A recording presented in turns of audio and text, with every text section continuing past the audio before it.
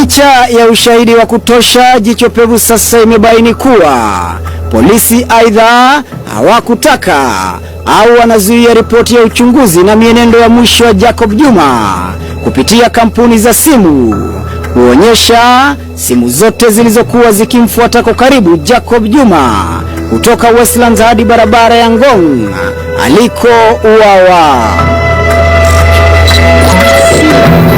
Kuna uwezekano waliomuua Juma wangeacha alama kwenye mitandao inayofuatilia na kunakili laini za simu kuthibitisha kwamba walikuwa katika eneo alipouliwa.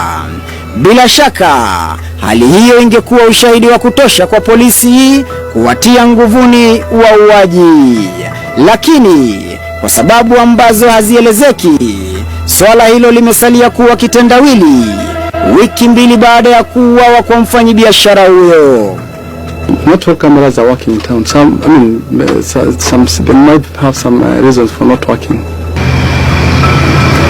Mbali na kamera, asubuhi ya kuripotiwa mauaji, eneo la mkasa halikuwa na maganda ya risasi. Lakini siku 6 baadaye polisi walitangaza kupata maganda mawili ya risasi. On the 10th May 2016, the investigation team revisited the scene in the company of 27 other officers drawn from various stations and the crime scene support service personnel. And with the assistance of advanced detector equipment, they managed to recover 2 spent cartridges of an AK-47 rifle, and the same were forwarded to our ballistic section for analysis.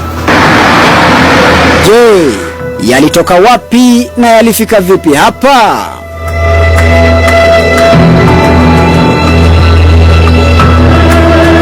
Katika taarifa yake hapo awali, mkurugenzi wa CID Ndegwa Muhoro alionekana kushindwa kuelezea walivyompoteza Jacob Juma hapa Trattoria, kando na kutoa taarifa za kutatanisha ambayo ni tofauti sana na ushahidi wa picha za CCTV.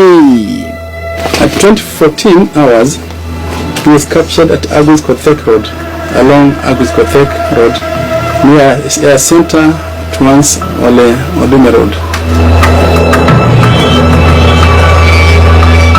Picha hizi za CCTV zinaonyesha kuwa Jacob Juma mara ya mwisho alionekana akiwa peke yake ndani ya gari